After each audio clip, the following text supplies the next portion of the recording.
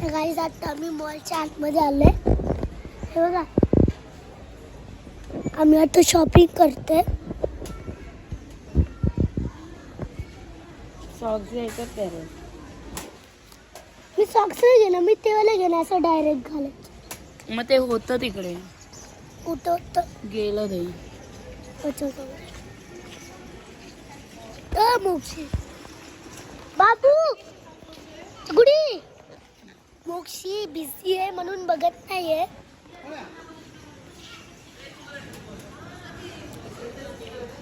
मला शांत. आणि तुमच्यासाठी एक सरप्राईज आहे.